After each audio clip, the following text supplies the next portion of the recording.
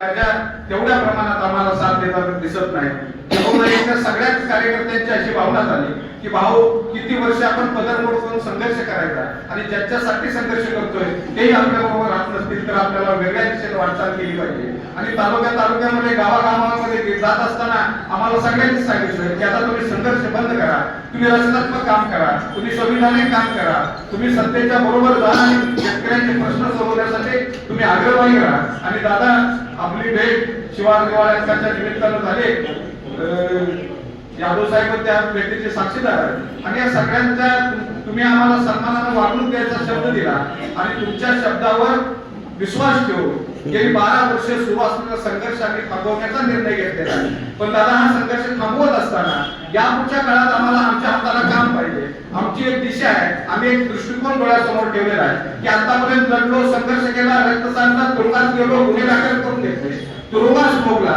पण या माध्यमातून सगळे प्रश्न सुटत नाही तर आपल्याला रचनात्मक काम करावं लागेल, संस्थात्मक काम करावं लागेल. आणि सांगली जिल्ह्यामध्ये द्राक्ष असेल, डाळिंब असेल, मका असेल, सोयाबीन असेल याचं मोठ्या प्रमाणात उत्पादन होतं. यावरती प्रक्रिया करणारे उद्योग या जिल्ह्यामध्ये नाहीत. आणि दादा आम्ही एकच यावेळी आता ठरवलेलं आहे की या पुढच्या काळात शेतकऱ्यांसाठी प्रक्रिया उद्योग तयार करूया, प्रक्रिया उद्योगाच्या माध्यमातून जिल्ह्यातल्या तरुणांना रोजगार देऊया, शेतकऱ्यांच्या शेतीमालाला भाव मिळवून देऊया. आणि हे सत्तेच्या माध्यमातून करता येतं. आम्ही दादा फार्मर प्रोड्युसर कंपनी स्थापन केलेली आहे या जिल्ह्यातल्या सगळ्या शेतकऱ्यांना घेऊन. आणि या फार्मर प्रोड्युसर कंपनीच्या माध्यमातून दादा तुम्ही या जिल्ह्याच्या पालकमंत्री आहात, पण आतापर्यंत दादा आम्ही फाटके कार्यकर्ते आहोत, रस्त्यावर लढणारे कार्यकर्ते आहोत. म्हणजे आईकडे तर एखाद्या कुटुंबामध्ये आई वडिलांना 4 मुलं असतील आणि एखादा मुलगा अपंग असेल किंवा थोडं शरीरानं विकलांग असेल तर आई वडील त्या विकलांग कोणाकडे लक्ष देतात. दादा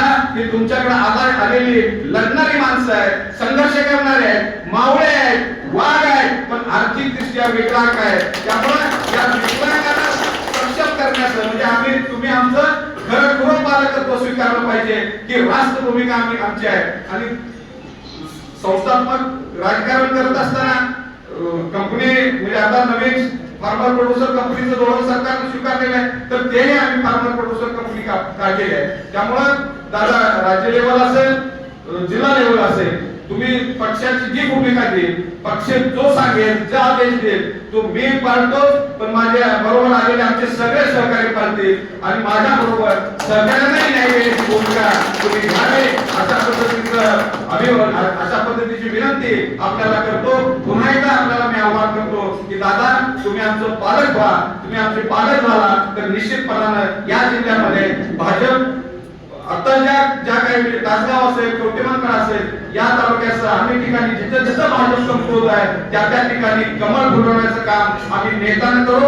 आतापर्यंत जिथं काहीच नव्हतं पाण्याला आग लावण्याची भूमिका निश्चितपणाने आमच्या सगळ्या सहकार्यांनी म्हणजे इथनं पुढे मी ज्यावेळी दादा संघटनेत आलो त्यावेळी स्वाभिमानी शेतकरी संघटना कृष्णानं वारणा काठावरती होती. पण आज आम्ही उमदी पासून म्हणजे आमच्याकडे आटपाडीतून आलेला लिंगेवरीचा कार्यकर्ता जाता 100 किलोमीटर लिंगेवर आहे. आमच्याकडे आलेला अमित रवतार या कार्यकर्ता खानापूर तालुक्याचं शेवटचं गाव आहे तिथून आलेला आहे. बनकोरी खटाव या तालुक्यातनं सुद्धा लोक आलेले आहेत. म्हणजे दुष्काळी भागात चांगलं काम करण्याची भूमिका आम्ही काही सुद्धा नसताना, आमच्या हातामध्ये कुठली यंत्रणा नसताना, कुणाचं पाठबळ नसताना आम्ही लढत गेलो, संघर्ष करत गेलो, बळीराजा आमच्या सोबत येत गेला. पण या पुढच्या काळात आम्हाला दादा रचनात्मक काम करायचं आहे, संस्थात्मक काम करायचं आहे आणि ते संस्थात्मक आणि रचनात्मक कामाला तुम्ही दिशा द्यावी, मार्गदर्शन करावं आणि ती भूमिका तुम्ही पार पाडाल अशा पद्धतीची आशा मी या निमित्तानं व्यक्त करतो. तुम्ही सगळेजण माझ्या शब्दाला मान देऊन त्या ठिकाणी आला. सगळ्यांचंच सगळ्यांचे सहकारी, माझे कार्यकर्ते, मित्र, हितचिंतक तुम्ही अगदी कमी वेळात कालपासून आम्ही दादा म्हणजे आमचं यादव साहेबांचं आमचं ठरल्यानंतर काल दुपारपासून आम्ही निरोप द्यायला सुरुवात केली आणि एवढ्या कमी वेळात एवढे सगळे कार्यकर्ते आले त्यांचं पुन्हा एकदा नतमस्तक होऊन मी अभिनंदन करतो. सांगली जिल्ह्यामध्ये दादा 10 तालुके आहेत, 10 तालुक्यापैकी 5 तालुक्याचे अध्यक्ष आज आपल्या बरोबर भारतीय जनता पक्षामध्ये आलेले आहेत. तासगाव, कवटेमंकाळ, आटपाडी आणि खानापूर या 5 तालुक्याचे तालुकाध्यक्ष, युवा आघाडीचे अध्यक्ष आणि सगळे कार्यकर्ते आपल्या बरोबर आलेले आहेत. तर या माझ्या बरोबर या कार्यकर्त्यांनाही आपण जबाबदारी द्यावी, पक्ष जी जबाबदारी देईल ती आम्ही आनंदाने पार पडू एवढीच या निमित्ताने ग्वाही देतो. थांबतो. जय हिंद, जय महाराष्ट्र.